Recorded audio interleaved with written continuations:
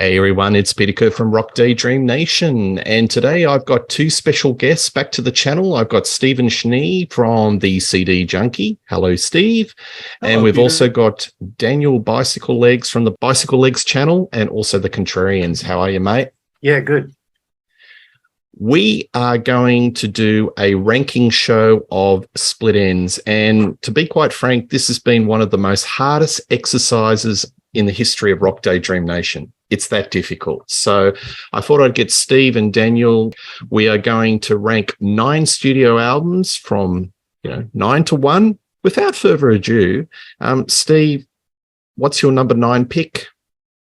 My number 9 pick was, again, just let me preface by saying, I think we all feel this is, I love split ends.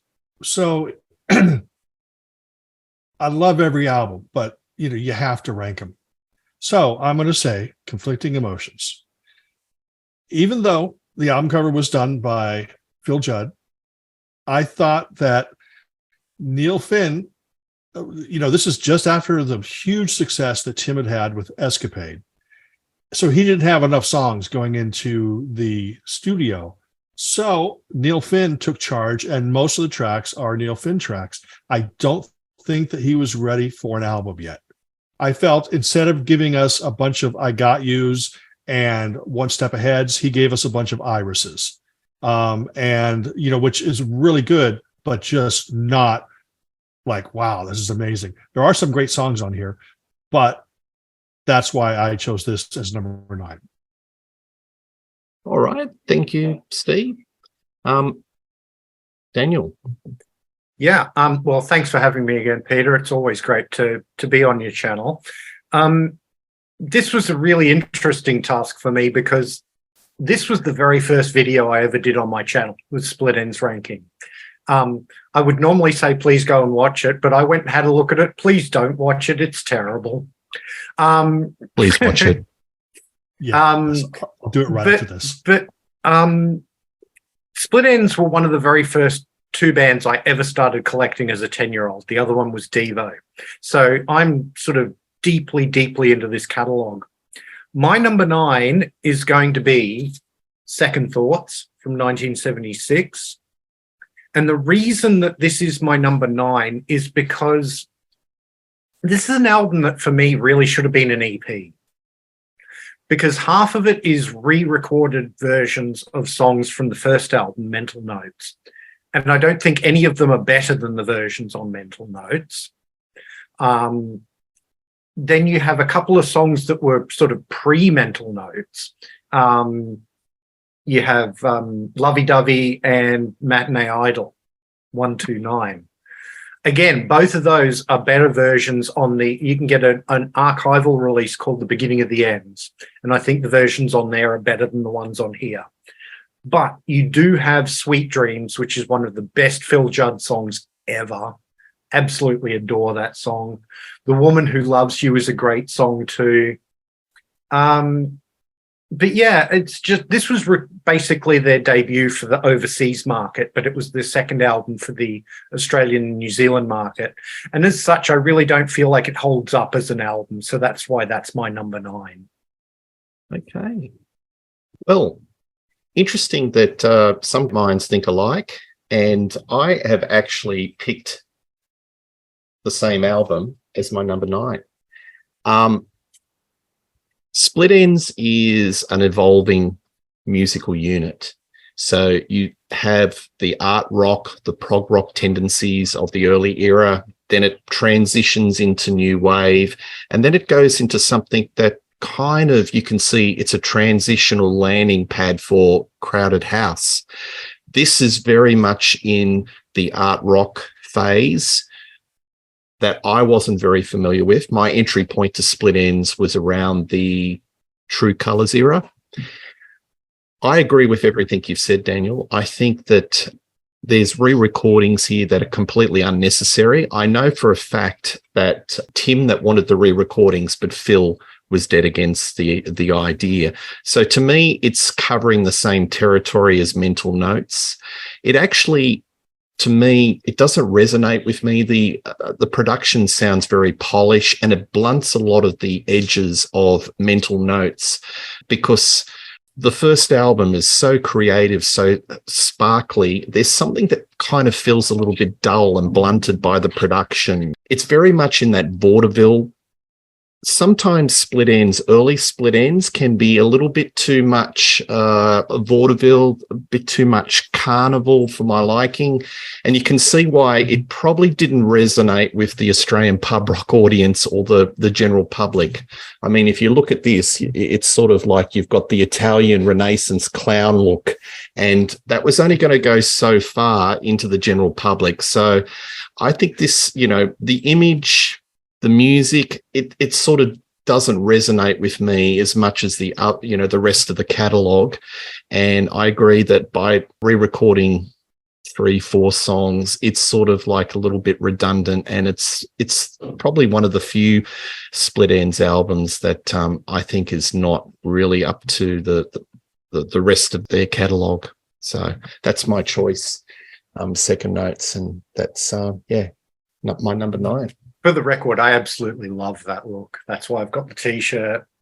Okay, no problem. Steve, what's your next choice? This is going to be an unpopular one, I can tell, for Australians. Mental Notes, which I think is a wonderful album, very creative, but you have to realize that me being in America, I was not introduced to Split Enz until Frenzy, and that was still an import at that point. I maybe heard about the band, but I never actually heard them. And the first version of Mental Notes I had was the one you guys know as Second Thoughts. They just changed the album cover. They called it Mental Notes, and they did the geometric hairstyles. They got rid of Wally, and they added Robert, and they put a pink border around it. But this I really do love, because I do love that artsy element to it, but it just didn't totally resonate with me when I was a kid, when I was getting into all this stuff, when I finally found the import copy of it. And I really, since the Second Thoughts versions are the ones that I heard first, those are the ones that I prefer. I think that Tim's voice is better. I think that Phil is doing less of his type thing in his voice. And just, I mean, a really creative band, but that's my number 8. Okay, thank you.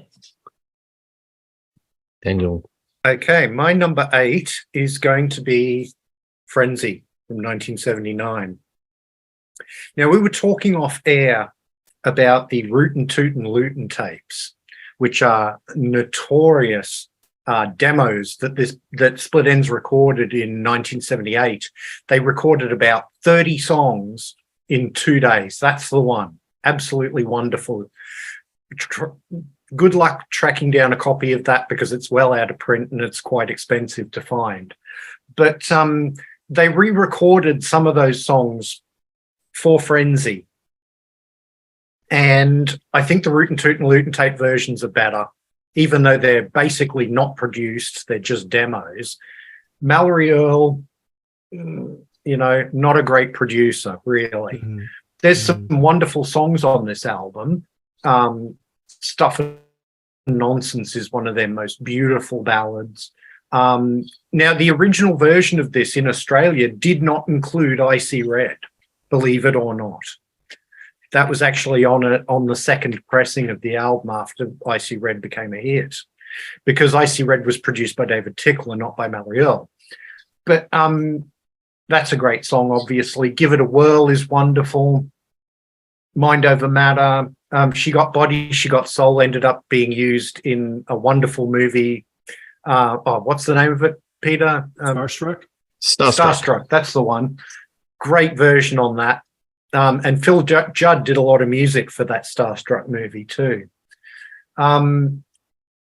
Hermit McDermott, I always loved that song. But again, the Rootin' Tootin' Lootin' tape version is better as far as I'm concerned. But yeah, it's a good album. I really, really like it. But it could have been better with a better producer. Yeah. Yeah. Well, that's interesting. I think this is going to be an interesting show, folks, because I think, we're all over, not where I'm sort of thinking that the ranking was going to go. So, Daniel, in regards to Frenzy and your first choice, is the difference like this, or is it more like this, or is it more like this? Well, as I say, I think the big difference is that Frenzy has a reason to be, whereas I really don't think Second Thoughts does. Yeah. The re-recordings and that just ruined Second Thoughts for me. But I still think Frenzy is a good album. I think the other albums are better because they're better produced apart from anything else. Yeah, okay. Thank you. Well, I'm going to be controversial as well. Not saying you were controversial, Daniel, but I'm going to go for Time and Tide as my number 8, 1982. Did I hear a boo? Yeah, somebody boo, not a boo. It's got some wonderful songs. Like 6 Months in a Leaky Boat is one of their all-time great songs. It's wonderful. Dirty Creature is just new wave, par to excellence. But I have a problem with the production, and I think there's a lot of filler tracks on this album. And I also think that this is the album where they had such success with True Colours and Corroboree, then they this is the album that they went back to more of their progressive roots and a little bit, I think it's their difficult dark album, went into a little bit more less commercial territory. Some of these songs, Never Ceases to Amaze Me sounds like Dirty Creature Part 2. Hello, Sandy Allen. I don't mind that song. It's got a nice key change. I think Hugh Padgham, his production is just, it's not, I find that the vocals are a little bit behind the instrumentation. You don't have that sparkly production that David Tickle has where Tim and Neil's voice is right up in the mix. It feels like it's kind of back in the mix. So, I just think on a overall sort of scope, whether it's the production, the songwriting, it's probably not. I don't rate this as highly as the other Split Enz albums. And Time and Tide, that's my number 8. Number 7. My number 7 is half of a great album and half of an okay album, and that is See You Around. I thought that Neil didn't deliver with the great pop hooks on Conflicting Emotions, but he did on See You Around. I thought that essentially when the album came out, it was two-sided, side A was all Neil songs and side B was songs from the other members of the band. Everybody got a song on the album, even Paul Hester, the new drummer. And that song, This Is Massive, actually ended up being a popular track in the Crowded House set list for many years. But this is the first time it appears. And Nigel, Noel, and everybody, does a song. I think that the side 1 is excellent. I think it's really Neil saying, okay, this is what I'm going to do. This is the direction I'm going. And then he would take off with Crowded House. In fact, he re-recorded one of the songs, I Walk Away, on the Crowded House debut. So, and I think it sounds wonderful. And side 2 is fun, but not essential. This was, I was going to say, it should have been an EP. It was almost an EP. I think that's what they did. They went into the studio to record an EP, and then they just added everybody else's songs to it. So that is my number 7. Yeah, I don't think that even got a release in the States, Stephen, because the story goes that A&M got burnt by Conflicting Emotions. All of the albums were basically rendered in the bargain bin, and they chose not to release the album. I think it got released in Canada. Yes. Right. But that's, But it was not released in the States. Was it? Were you able to get an import? Did you see it in any stores? Since Split Enz were still popular, being from Southern California, KROQ played Split Enz a lot. And so the stores, even though Split Enz were not hot anymore, Conflicting Emotions, Message to My Girl got played, but that was it. And they weren't a hot commodity. Not every store carried it, but the stores that did imports carried it. So that's how I was able to get a copy. Thanks for that. Daniel, what have you got? Okay, my number 7 is going to be Conflicting Emotions from 1983. This is the one I've got here, actually comes with a bonus EP, which has Parasite and Kia Kaha. But yeah, this is a good album. The production on this, again, this is the second one they did with Hugh Padgham. And on this one, they use a lot of drum machines. Now, I don't have a problem with drum machines in music, but I don't want them on a Split Enz album, because Split Enz always had good drummers. And I feel like they should have just let Noel drum on this album rather than... And the drum machines that they do use on this album are very clunky. They're not well programmed at all. But there's some wonderful songs on here. Straight Old Line. When that first came out as a single, I fell in love with it instantly. Adore that song. Message to My Girl's a beautiful, beautiful ballad. Bullet Brain and Cactus Head. I always really liked that song too. Tim did not have many songs for this album, as Steve was talking about earlier. And the ones that he does have are not up to the same quality, I don't think, that Tim's songs are on earlier albums. Working Up an Appetite's all right. I Wake Up Every Night, Conflicting Emotion. Bon Voyage is Tim's greatest song on this album. Beautiful song. It's basically him saying goodbye to the band, because he would leave very soon after this album came out. But that's my number 7. Good album, not a great album. I was going to mention that 12-inch that you have, Kia Kaha, that is, they did add that to this album, the original release. That was like, but I think it might have been remixed. I'm not sure. But Kia Kaha, which was on the bonus thing, is on the original issue of See You Around. Yes. Yeah. We should do a parallel ranking of the album covers, because I love that Conflicting Emotions album cover. Yeah, it's wonderful. I mean, Phil Judd was a very, very talented painter, Yeah. I mean, this band is actually kind of a mixed media unit. They're not just musicians; they're artists. The videos, clothing, they're the whole package. It's like it's a conglomerate of just very bright sort of artists. Well, absolutely. And I mean, Noel didn't just play drums and percussion in this band. He also designed all their costumes. He directed their film clips, know. So very arty band. The logos? Didn't he create the various logos as well? Yeah. And if you talk to anyone in the band, he's like their most valuable player. He is integral, the heart, probably, one of the heart of soul of Split Enz, Noel Crombie. Yeah. So nice take. My number 7 is going to be Dysrhythmia. So there's the album. So we're still in vaudeville music hall territory.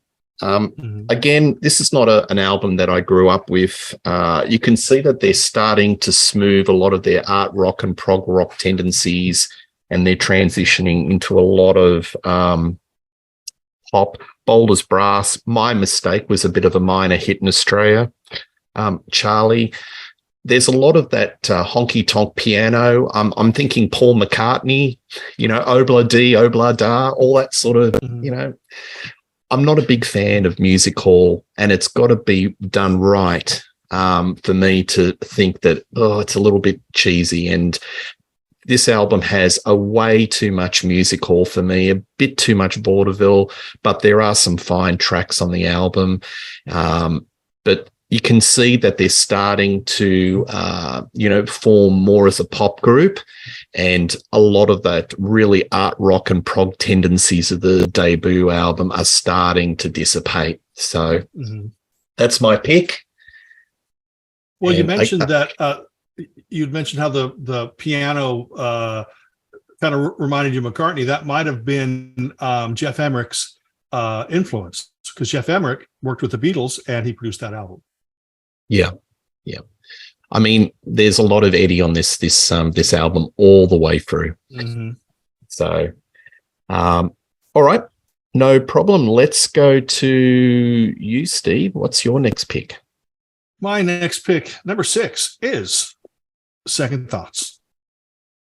which, everything that you guys said, I think it's a wonderful album because there are just slight changes in some of the re-recordings. I think that Tim, like on let's say, for example, on his part, like when he goes into Time for a Change or Titus, his voice just sounds tremendous and beautiful. It's these recordings on this and Mental Notes that really made Tim Finn my second favorite vocalist of all time after Elvis Presley. Such an amazing, beautiful voice that he uses to be both strange and also emotional. And I love things like Late Last Night. I do love the re-recordings. Remember, this is the first, like I said, this is the first version of these recordings that I heard. So that's why I'm more familiar with them. And there's one song from these sessions called Another Great Divide. It didn't make the album, but it is, in my opinion, it's like a prog pop masterpiece on a 7-inch. They did add it to the as a bonus disc to Rhythmia, the remaster, but it should have been on this because it's the lineup that made this album, and it's produced by Phil Manzanero. So that is my number 6. Thank you, Steve, for that. Bicyclelegs, what's your next pick? Just wanted to add with that, Another Great Divide was actually recorded a little bit after those sessions. It was the first recording where Emlyn Crowther had been kicked out of the band and they brought Malcolm Green in. Okay. So, yeah, it was recorded in early 1977, I think. But I agree with you. It's one of their best singles, and it unfortunately completely and utterly flopped. Yeah. My number 6 is going to be See You Round from 1984. I agree with a lot of what Steve said about this, sort of the side 1 being excellent, side 2 being maybe not quite so good, but I think some of the individual songs on side 2 are interesting just to see what other members of the band would bring to Split Ends. Mm-hmm. But I mean, I Walk Away, the definitive version of I Walk Away is on this album rather than on the first Crowded House album, as far as I'm concerned. Breaking My Back is a wonderful opener. One Mouth Is Fed was the second single, and it absolutely died a death, unfortunately. Years Go By is beautiful. Dr. Love's probably the one song on side 1 that I think is not quite as good as the other songs. Voices, what a beautiful song. Oh, wow. But then on side 2 you get I mean, for me, the songs I love are This Is Massive, which, as Steve said, would become a sort of a set list regular for Crowded House. But I also love Ninny Knees Up, Noel Crombie's effort. It's just so much fun. It's so silly and wonderful, but it's just so much fun. And on the original vinyl of that too, it ends in a locked groove. So it'll just keep going ninny, ninny, ninny until you pick the needle off the record. It's a great album. It's a good album to finish off with. Only album that doesn't have Tim Finn on it. But I think it's a really good album. But after this, we get into the cream of the crop as far as I'm concerned for Split Ends. I think, by the way, in regards to that album, I would have definitely bought a Nigel Griggs album based on his one song on this album, on See You Round. I think it was called Ads or something like that. It's very unique and strange, but still really melodic. I totally would have gone for a solo album if he had gone solo right after that. Yeah, he did do a solo album much, much later, but it was only available through the Friends of the Ends fan club, and it's an interesting, it's an interesting disc. Wow. There's a big family tree in Split Ends, isn't it? The branches just, they do spread. But well, Daniel, I was peering and looking at your notepad for your number 6 selection, and I actually copied and did the same. So I love this album. I really do. And I know it's their farewell. It didn't do so well. and it was kind of disappointing. I don't know. When I was like a teenager, I used to follow bands like football. You cheer your band to get, do well in the charts. And, it just felt a little bit disappointing that the public didn't really sort of embrace this album. I think the Tim Finn leaving the band and having a little bit of success with his solo career did damage. And you had a big chunk of Split Enz moving across to his camp, and whatever was left was buying this album. And I think there was a perception that like Enz may have been a little bit washed up, but it couldn't be further for the truth.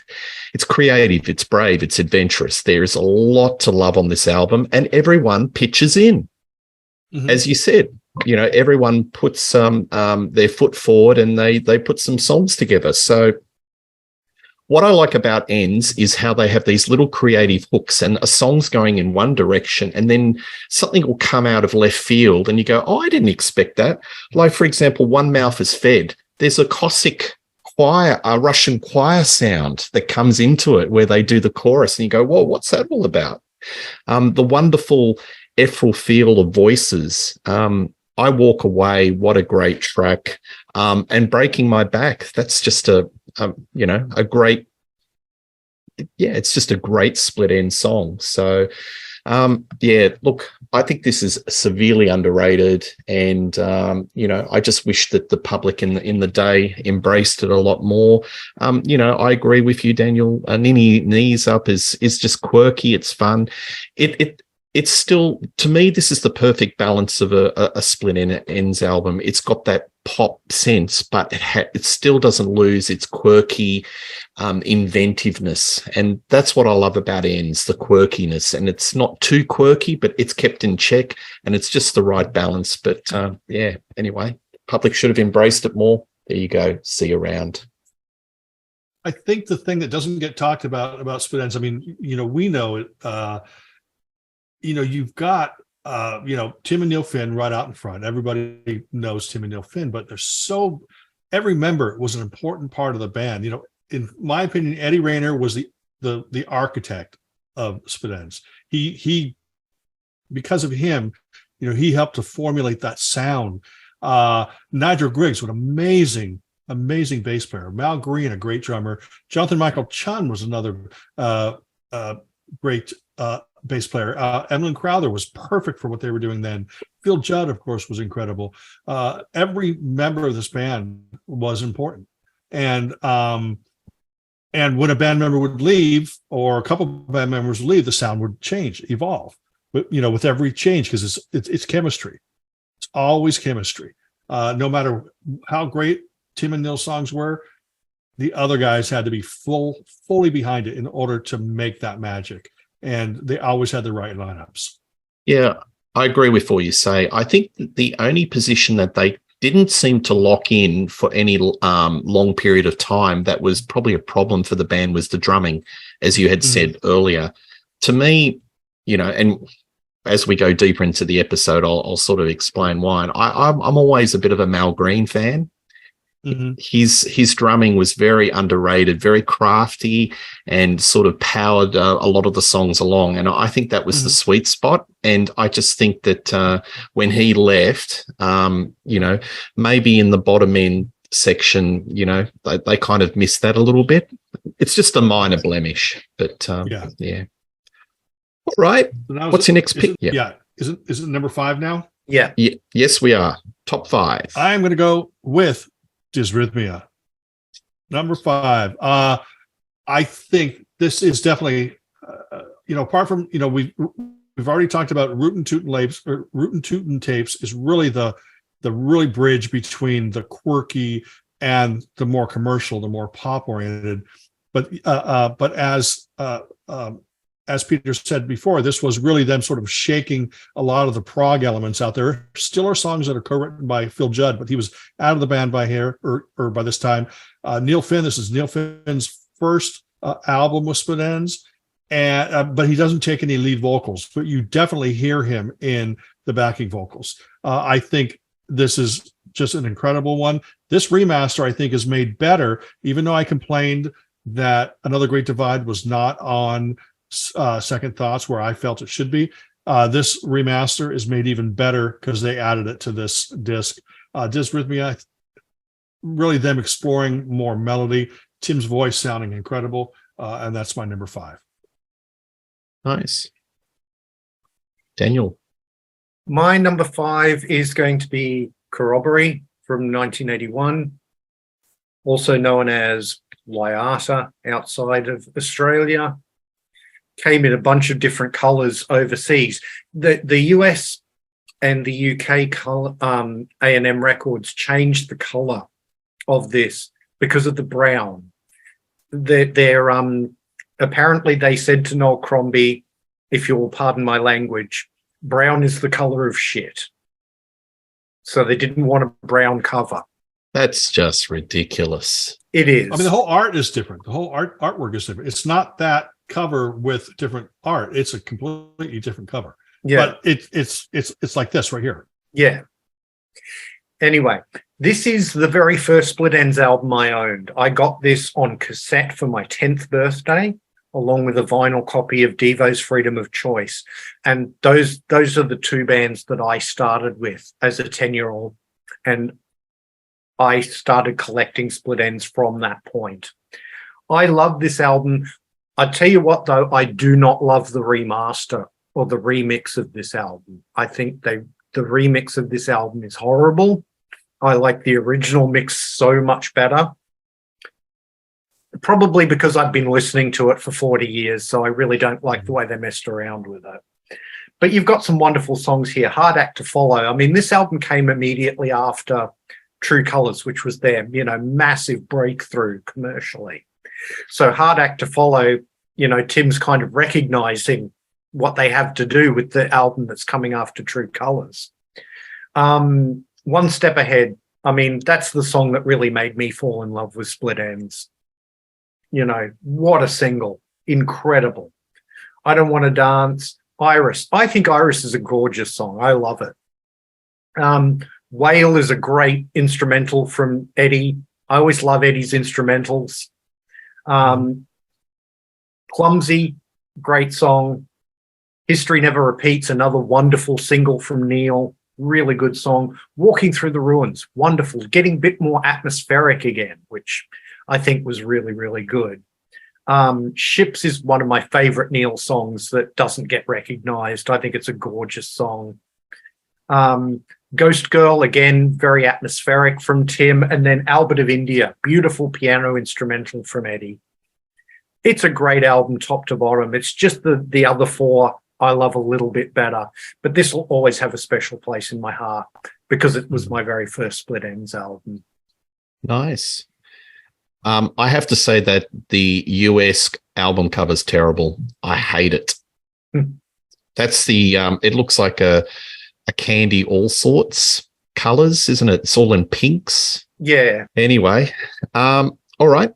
My next pick is the debut, Mental Notes from 1975. So I have just recently reacquainted myself with this album, and I think it is a great album. It's art rock, prog rock. There's a little bit of vaudeville, music hall, but on the right side. It is just so creatively brave and adventurous. Musically, it's curious. I think it's Phil Judd's one of his finest. It's his finest hour. It's just brilliant. Walking Down a Road, it's got that.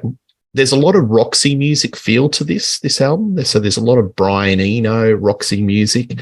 Eddie Rayner's just flourishing on the piano. Under the Wheel, I love the lyric, Death's just another appointment. It's like, sort of prog rock meets a little bit of new wave. It's haunting. It's multi-layered. And there's Mellotron. I love, Mellotron, and just Eddie's keyboard work on this album is just sublime. Amy Darling, quirky, but it has that sort of the right amount of prog passages in this song to keep it from the right side of twee. So Long for Now. It's trippy, it's jaunty, It's got a bit of country and blues. I mean, every song, you can't define it in one genre because it's just like an all sorts. There's all different sort of genres in a song. It's just so adventurous. Stranger Than Fiction. That's a great song. Time for a Change, which I believe was the first Australian single. Look at the video clip. I think it's quite an interesting one where you've got all these mannequins and you've got the Split Enz characters, and they're sort of, it's like a room full of mannequins, and you see all the various members of the band inhabiting this room. It's quite scary in a weird sort of way. What were they listening to? There's a bit of King Crimson. There's a little bit of Roxy music, but I think it's a great album. And I'm sort of kicking myself that it took me so long to really listen to this album and give it the time of day. And I'm glad I did, because I was very much in that the late 70s and early 80s of Split Enz and resisting some of the early material. But Mental Notes is my pick. Awesome. So we're going to number 4 now, right? Absolutely. Number 4 used to be my number 2, and I don't mean that in a derogatory fashion. That's not negative. But going through and ranking everything, it made me realize that I like a few albums a little bit more. Time and Tide. Again, it's been talked about. I do like Hugh Padgham's production because of the fact that it was so different. A lot of people are have a tendency to go, oh, this doesn't sound like the last album. Of course, I'm not referring to you. I'm referring to people that I know. In the real world back in these days, everyone's going, oh, that doesn't sound like this or that. But it's like, well, that's the fun part about it, is and they're writing songs differently. Sometimes they're writing songs on a groove. Dirty Creature doesn't sound like Tim Finn worked out these chords and said, hey, come up with the bass riff. I think actually it's co-written by Nigel Griggs. He was probably doing that great bass line in the studio, and then they built a song around that. And it sounded like they were piecing songs together differently on this album. And 6 Months in a Leaky Boat is absolutely incredible. There's a great song they did. Actually, I saw them on the Waiata tour over here in America and on the Time and Tide tour. They opened with the song Fire Drill, which was a B-side. And I felt that should have been on the album, maybe instead of Log Cabin Fever or something. But Holloway is, Tim Finn putting his life out in a song. And of course, it sounds a little like Gilligan's Island, Yes. But yeah, that's number 4 to me. Stephen, what sort of crowd sizes were they playing to in when they were doing that tour? Least, probably on the Waiata tour, it must have been 500, 1,000. And on so like clubs. Yeah, Perkins Palace, when I saw them, that was not a small club, not like a nightclub. It was a bigger one. But then on the Time and Tide tour, they played at Hollywood Palladium, and that was a bigger venue, and it looked pretty full. And everything from bunch of songs from True Colors, Waiata, and Time and Tide got plenty of airplay on the radio, but after that, nothing.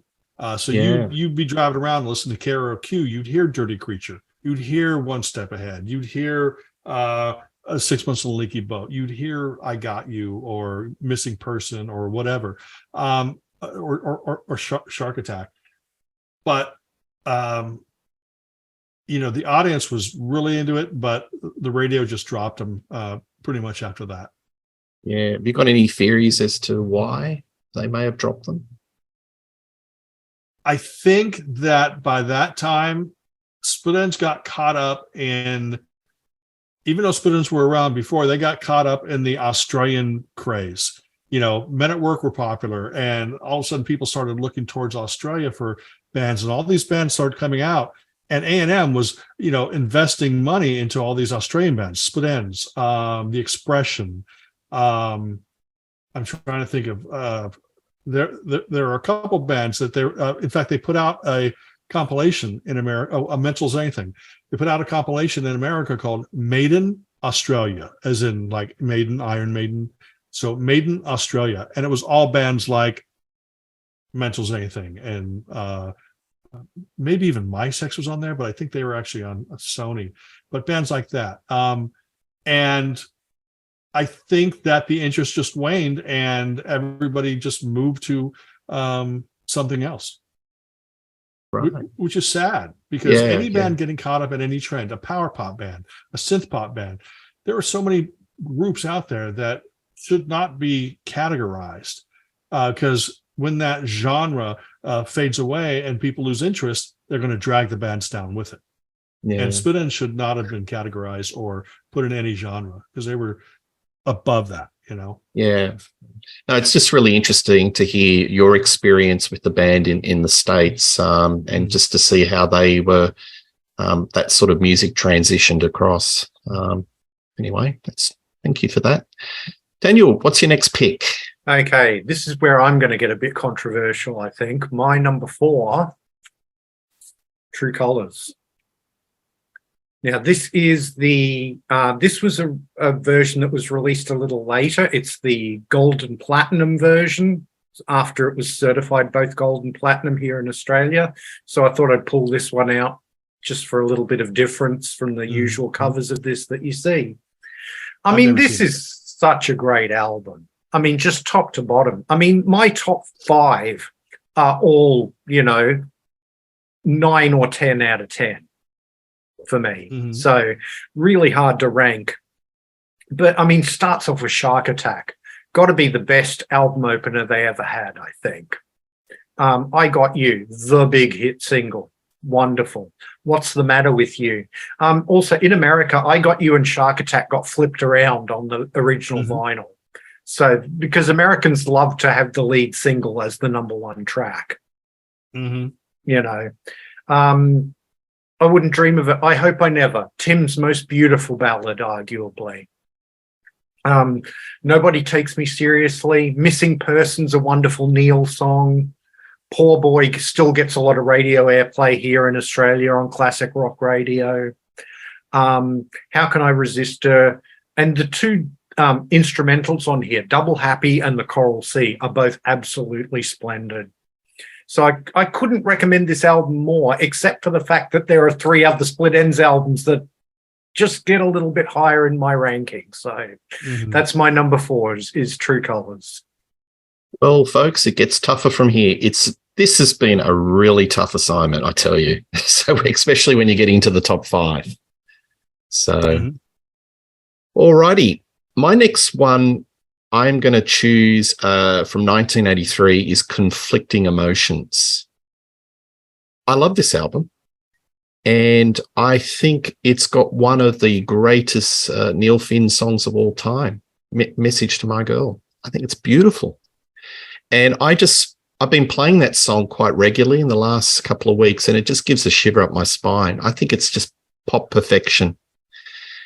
I actually put that at the top of Neil Finn's, all of these songs, even above Crowded House. I think he just hit the sweet spot. It's just so wonderful.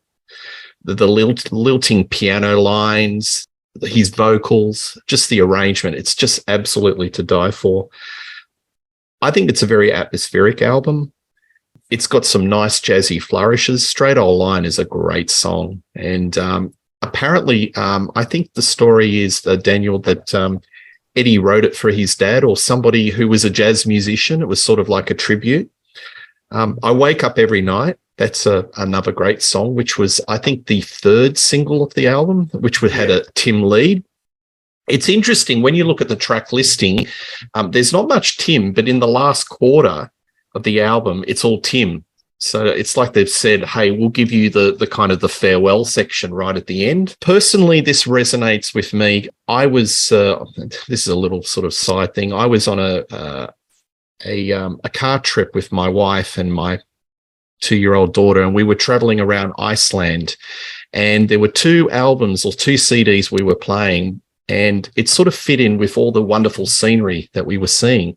One was Kate Bush Aerial, and the other one was Conflicting Emotions. And it's very much in touch of New Zealand and geography. And Iceland's quite similar to New Zealand. You just spectacular scenery, and I just always have warm memories of that car trip around Iceland and listening to this album. It kind of resonated then, and it resonates with me now. I think it's one of their finest albums, and it's my number 4, Conflicting Emotions. Yeah. All right.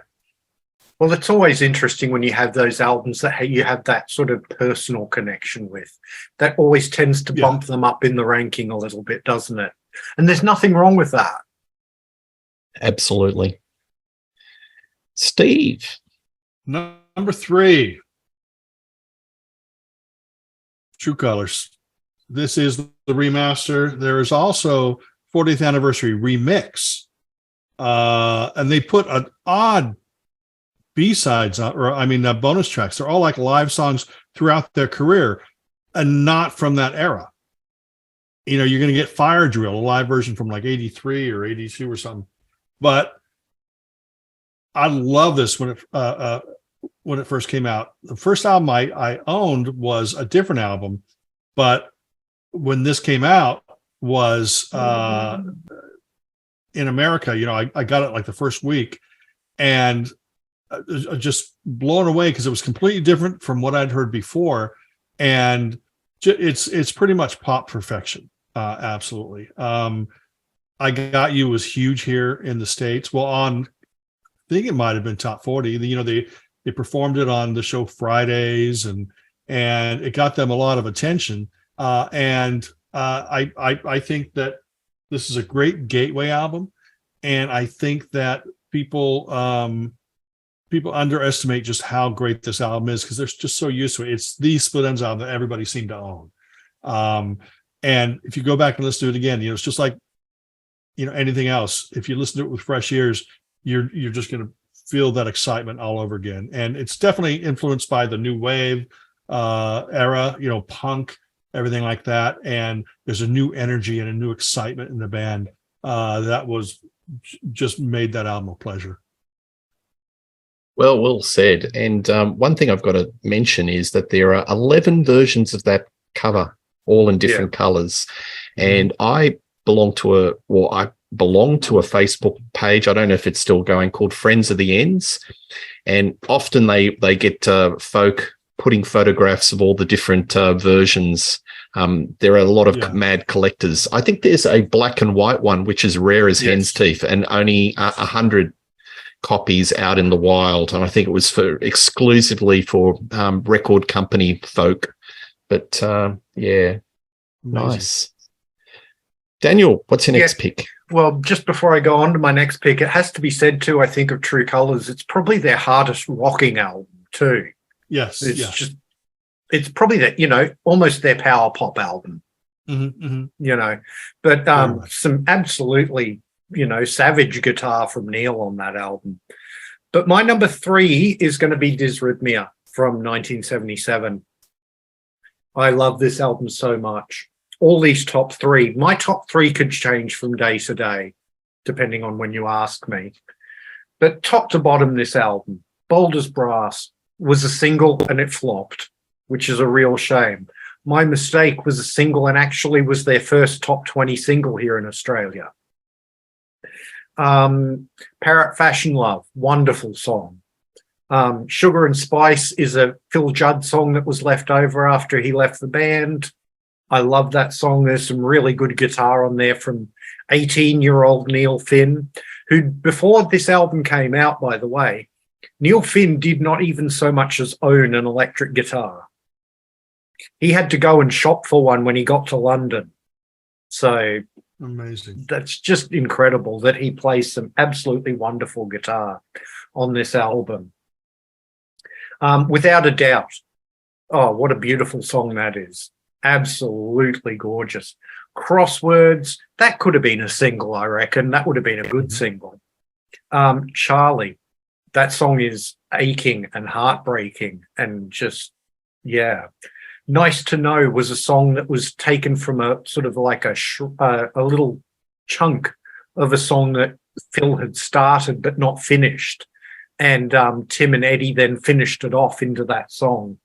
And then Jamboree is written by the whole band. And it's just a wonderful sort of psychedelic kind of concoction that just closes the album out beautifully. But just top to bottom, every single song on this album is absolutely wonderful. Couldn't recommend it more. Great album. Well said, Daniel. Well said.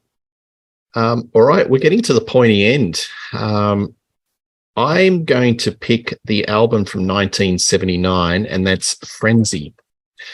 I think this was their big transitional album, leaving the prog and the vaudeville away and going right into new wave. I love this album. I think it's got so many great songs. I See Red is probably one of their hardest hitting songs. It's very spiky. It's very punky. It's just out there. I love it. Give It a Whirl, beautifully constructed pop song, Stuff and Nonsense. It's just so beautiful. And that song is, I lived in New Zealand for a period of time. That's like a part of the institution. It's such a highly regarded song. If you asked a Kiwi, they would always rate Stuff and Nonsense as right up top 5 split ends. She Got Body, She Got Soul. It's a great song.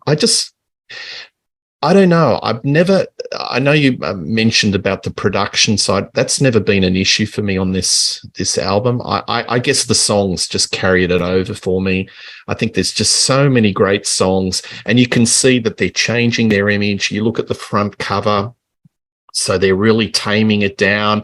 There's a lot of imagery about their homeland in New Zealand, and you can see this is the transitional album that enabled True Colours and Corroboree and all those other new wave albums that they produced in the 80s to happen. And this is the full-on transitional. And you see that, Tim is really the leader of the band. So you've got a band in 3 stages. Phil Judd years, he's kind of the driving force. You've got Phil and Tim, and Phil leaves, then Tim's taking control, and then it's sort of even Stevens between Tim and Neil, and then it's Neil left on. It's a really interesting case study of a band that's just been in a metamorphosis over a period of 10 years or so. But I love this album. I think it's just the songs, carried over, and that's my number 3 pick, Frenzy. Awesome. All right. My number two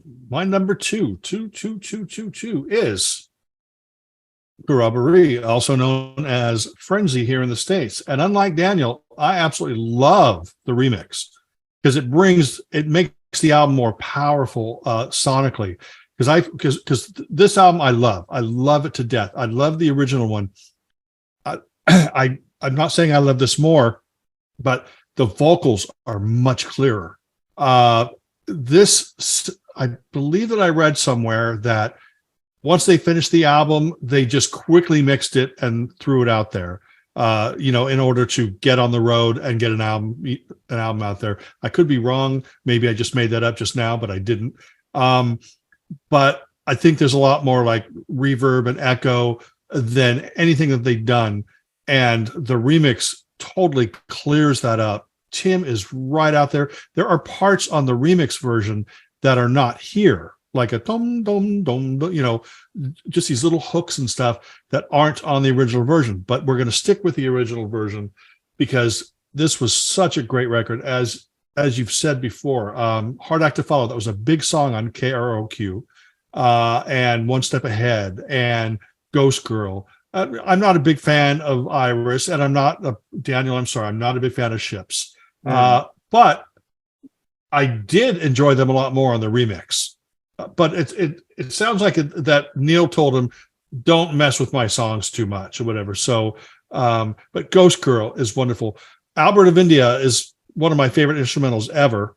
Definitely my favorite split ends instrumental. They actually, when I saw them at Perkins Palace this year, which was 81, they opened the tour with that, or the show. They opened the song with Albert of India. And it's just, I could go on and on about this, but, we don't want to go too much overtime. So Corroboree, known as Waiata here in America, is my second favorite Split Enz album. Thank you. Daniel. My number 2 is going to be the debut, Mental Notes. This is such a strange and wonderful album. I struggle to find any album by any other artist that sounds quite like this. Mm-hmm. I really don't know anything. There's so many different influences on this album, but they meld and merge together into something completely fresh and different.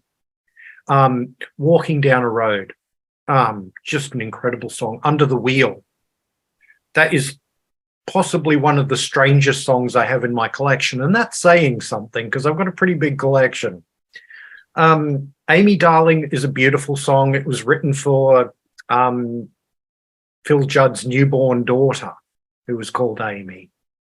So Long for Now is great, but then Stranger Than Fiction and Time for a Change. You've got about an 11-minute sort of mini epic with those two songs into it, sort of merging into each other. Just incredible. Wally Wilkinson's guitar playing throughout, I love. This is the only Split Enz album with 2 guitar players. And it's an interesting sound. He gets a bit buried in the mix, which is a bit of a shame, but he's a really, really good player. Maybe written as the single. It's a great jaunty little tune. Really love it. It also is one of my son's absolute favorite Split Enz songs. Titus is great. Spellbound.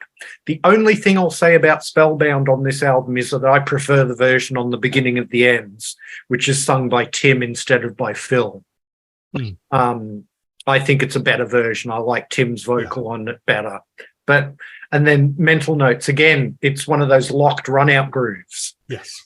So on the original vinyl, it'll just go, must make a mental note, make a mental note, make a mental note, and just keep going and going until you take the needle off the record.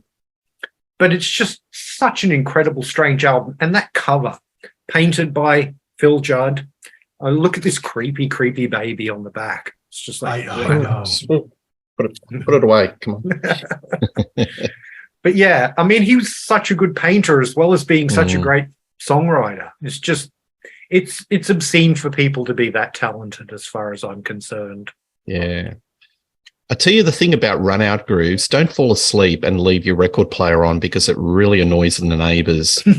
And I've actually probably annoyed my neighbours with the Sgt. Pepper in a groove, you know, where it's the crowd. Yeah. But I'm just imagining if they heard the mental note just being played. All right. Corroboree, that's my number 2. Love it. I think it's just new wave par to excellence. It's a fast album. It just zips along. It's economical. I just think the sequencing is just perfect. It's just got some of their finest pop songs. You know, I just love History Never Repeats. I mean, it's really difficult to do a song that comes in under 3. The Beatles had the knack of it. Split Enz, I think, are right up there with that song. It's so economical and it's catchy. And I think it was a worthy number 1 in Australia. I love it. The other songs are, you know, One Step Ahead, Iris, Clumsy. I could go on. I just think, and the lineup of this band, which is the True Colours lineup, is to me the quintessential Split Enz lineup. I think they had the perfect chemistry amongst all the musicians, like Mal Green. I was watching a lot of live Split Enz last night on YouTube ahead of this show, and he is a very underrated drummer. All his little fills. Noel Crombie on the percussion and the spoons and whatever, but just very, very underrated. And the bass of Nigel Briggs is just really McCartney-esque, really right to the fore, just bubbles along. This band is brilliant, just musicianship. And I think this is where you had Tim and Neil on even Stevens, if you were looking at contribution. There's no one above the other, and it's sort of, this is where the ends were hitting the right spot. So Corroboree for me, that's my number 2. Just a quick thing about Nigel Griggs. The first bass player in Split Enz was Jonathan Michael Chum. He wrote a book about split ends, which is absolutely wonderful book if you can ever find it. He describes Nigel Griggs' bass playing, and so this is from one bass player to another. He describes Nigel Griggs' bass playing as liquid lead. Like it. So, yeah. I like it. Like that. Yeah. All right. Well, I wanted to say about Corroboree that I didn't even remember until just now. The album gets released here in the States, probably shortly after gets released there. Then they haven't toured here yet, or they're just starting a tour, and they play Solid Gold, which is one of those shows where you go on. It's hosted by Marilyn McCoo and Andy Gibb or something, and they open the show, right? And they lip sync to Hard Act to Follow, and I'm sitting there and I'm going, oh my God.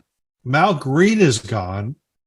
Noel Crombie is gone. And now they got this guy on the drums with a beard. And I had no idea that was Noel Crombie. Probably not until either I saw him live or I saw another performance. And I realized, oh, that's Noel, because he had the goatee, he had a completely different hairstyle. He looked totally different. So, he took over the drums for Split Enz for a while. But yeah, that's one memory of that, and such a great album. But I'm going to talk about my number 1, and many reasons why it's my number 1. But it is Frenzy. Frenzy is my favorite Split Enz album. I bought it because I had heard I See Red, and you would think that I'd be disappointed when I ordered an import copy because it wasn't released in the States at the time. I ordered an import copy, and it came back, and I See Red is a song that it's the only song on the album that sounds like that. Everything else is completely different. Everything else was magnificent. This is a band who are creatively at their height, but commercially at their lowest. So this is a band that is struggling in a way. Still very sure about their talents, and still very sure about their songs. They've totally dropped the overt quirkiness. But then you get, you mentioned Stuff and Nonsense, but then listen to Tim's vocal on Betty. Listen to sort of the interplay on things like Master Plan and Give It a Whirl, and they do get kind of odd on like Abu Dhabi and Frenzy and stuff, but still very, very pop. And I think that this is their most emotional album because, like I said, probably in their souls they're at the bottom because maybe they felt that the best years were behind them, but they were still giving it all they got. And I think all these songs came from a very real place, a very emotional place. And there was a complete different remix that came out on CD, which I love too, but it doesn't, again, just like Corroboree, it doesn't replace the glory of the original. There was actually a US and a UK version of the album that came out about 82 that sort of rejigged the album, took some of the singles and took things like Semi-Detached and threw that on the album and threw other songs on the album. But it is to me, it's them at their songwriting and performing and emotional best. Production wise, maybe not so much. Well said. Yeah. One thing I want to add is that Split Enz came across Australia, and in the 70s, they had a pretty rough time. They were put on a lot of bills that were very pub rock orientated. So they would be supporting bands like Skyhooks, The Angels, Rose Tattoo. They would have bottles thrown at them. Mm-hmm. They were reviled.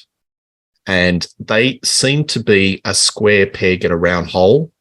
And Michael Gudinski, who's the architect of Mushroom Records, actually put a lot of money into them through money hand over fist, because he really believed in this band, and that came to fruition with True Colours. So yeah, it's just interesting on your take that they're at the bottom. And, I think that there was a lot of frustration that they were charting in Australia, but they had a dedicated group of fans. But to the general public, I think a lot of people just didn't, because of the times, didn't accept their weirdness, their quirkiness. They saw, they were, on Countdown with the Italian clown Renaissance costumes and thinking, who the hell is this? They were simply really quite out of step for the pub rock that was prevalent in Australia at that particular time. And it shows about their perseverance and, to dig deep, and, musicology always wins. And I think that was, how they won out in the end. Well, here's a funny thing. When they first came over from New Zealand to Australia in early 1975, before they recorded this album, when they first came to Sydney, they were billed, believe it or not, as New Zealand's raunchiest rock and roll band. Like, that is like the most inappropriate billing possible, isn't it? But when 1979, when Frenzy came out, they were in England. They were on the dole. They had no record deal in England. They really were at rock bottom. So, but when that album first was released in Australia, as I said, when I covered it in my ranking, they didn't put Icy Red on it. What on earth were Mushroom thinking? Not releasing that album with Icy Red on it.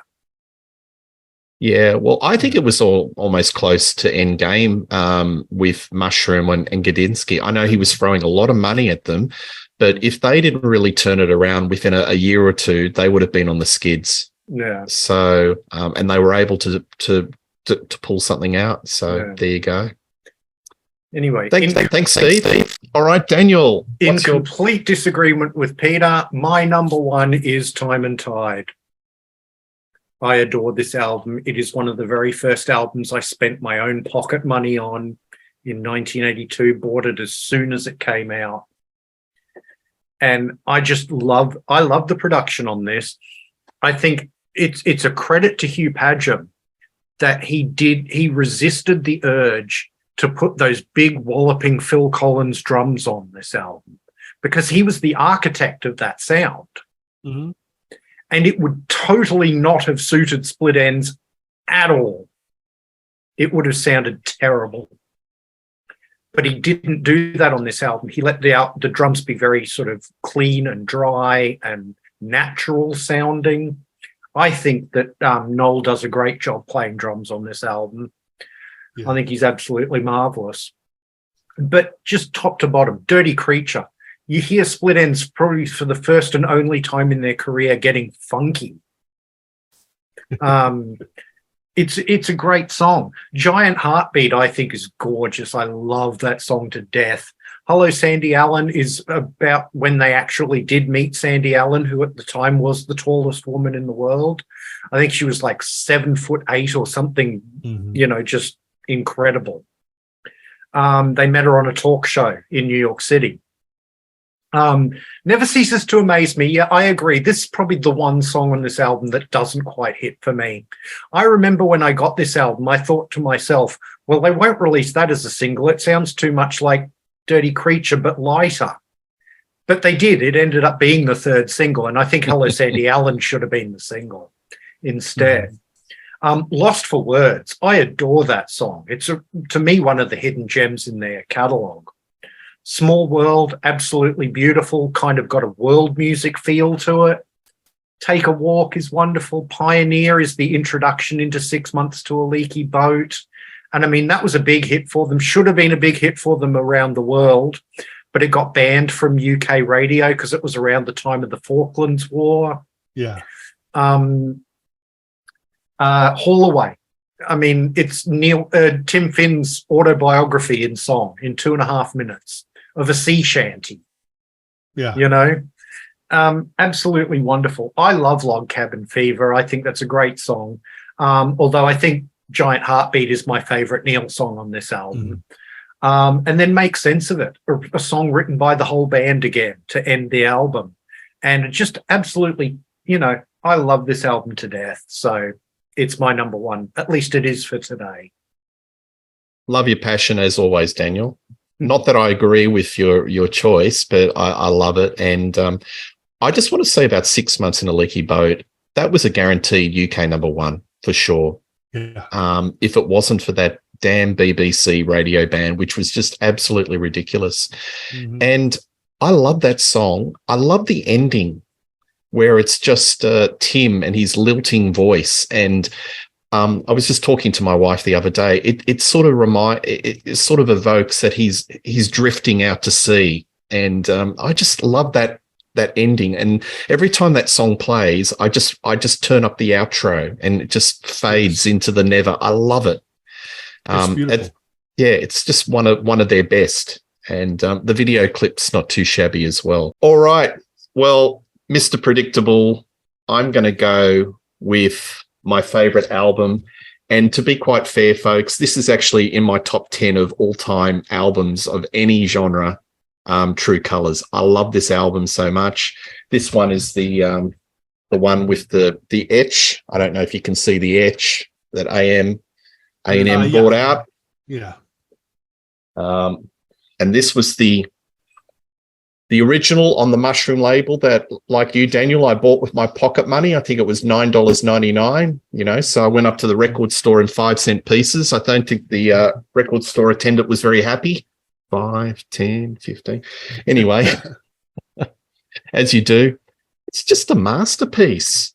And I think it's their most stripped back rock album. It doesn't have that many bells and whistles. It's sort of like garage rock. It's got power pop.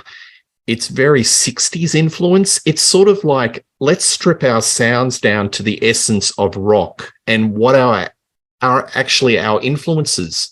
And that's what I love about it.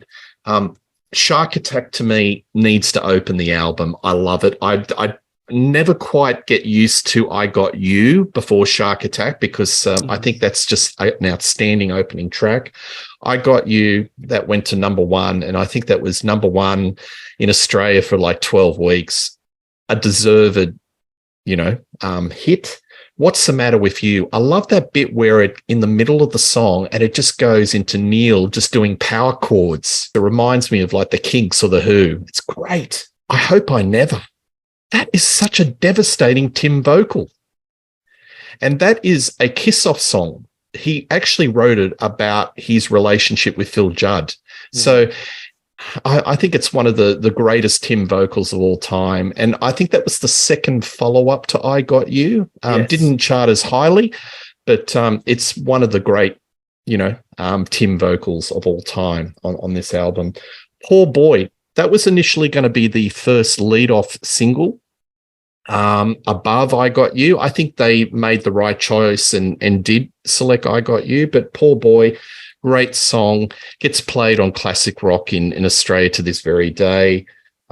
Missing Persons, Nobody Takes Me Seriously. I love the lyrics. Lyrics, we haven't really spoken much about the lyrics of Split Enz. Witty, observational, very sharp.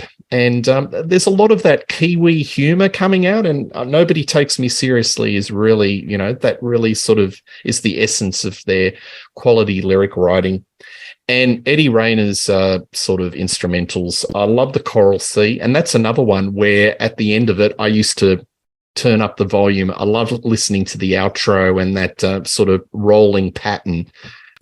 Look, I could talk about this album for hours. I love it so much. It's in my top 10 of all time, and it was always going to be the number one in this ranking show. So there you go, True Colors. And I think at last count, I've got 6 or 7 versions of it, True Colors. Now, Steve, you had a couple of other albums that you just wanted to quickly show that are a part of the Split Enz catalog that we haven't included in the ranking. Of course, Rootin' Tootin' Lootin' Tapes, which is a great transition album between Dysrhythmia and Frenzy. There is a version, which this is a 2 CD version that contains another disc full of more songs from the same period, including 2 recorded with Phil Judd when he came back, rejoined the band in 78. And they're fantastic. It's super rare. You could only get them on that disc. We all made reference to the beginning of the ends, which contain their pre-Mental Notes singles. And that's a great little collection there. Other ends features a bunch of offshoots, like Noel Crombie had a solo single. There were, this has Crowded House, this has Phil Judd, this has Swingers, Citizen Band featuring Jonathan Michael Chun. And what I think is the best Split Ends compilation out there, Spellbound, which is a 2 CD set that covers the entire career. It's not just focused on the 80s. It's not just focused on the early years, but it covers both or all the years. So it contains pretty much all the songs that we've talked about. And then finally, the box sets that came out, which are these box sets. There was a gold one and a silver one, and each of them contained a bonus disc.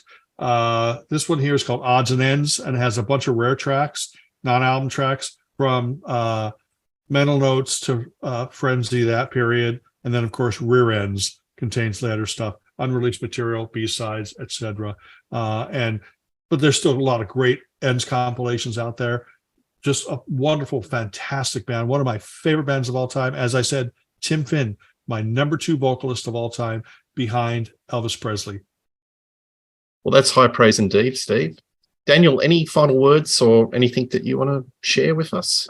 This is just such an incredible band. Even the albums that I've ranked at the very bottom are still worth seeking out and listening to. Mm-hmm. There really is no such thing as a bad Split Ends album. But it's just a catalogue I think you're going to find so much in.